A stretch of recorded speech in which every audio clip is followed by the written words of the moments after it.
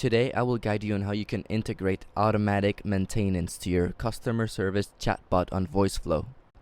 As you may have experienced before, whenever you upload knowledge-based information to a bot, you may often forget to add essential information that could potentially be asked by a customer.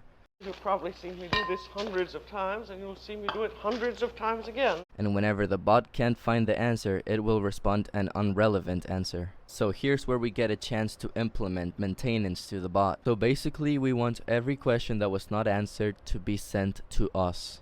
This way we can manually add the answer to the knowledge base, therefore increasing the success rate of the bot. Before we begin, I expect you to have some very basic knowledge on creating customer service bots and Zapier integrations. So if you don't have that already, check out these two videos.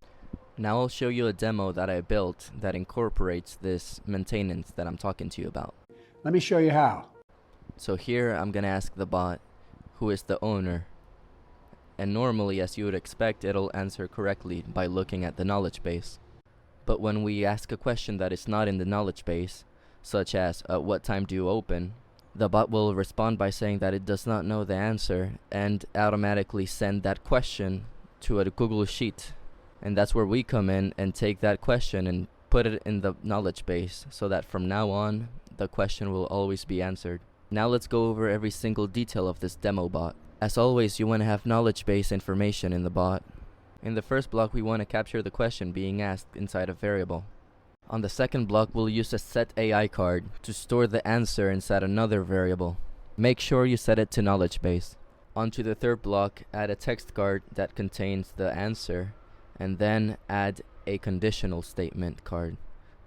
Let's briefly go back to the knowledge base settings, and for the system, tell it to always say sorry if it can't find the answer. Now back onto the condition statement. We want to check if the response contains sorry anywhere in the text. If so, we want to set an action that says go to Zapier block. This is the block where the Zapier automation will be triggered, sending the question to a Google Sheet. Else we can just have a condition that sends it back to another question. The only thing that the Zapier block will contain is an API card. Within it, set it to post. Paste in the Zapier webhook URL, and in the body, insert the variable you're sending. And here's the zap. The trigger will be webhooks. For the event, select catch hook, and then copy the URL, which you will paste in the API card. For the action, it will be Google Sheets. The event, select create spreadsheet row, sign in to your account, fill in the remaining requirements, and finally publish the zap.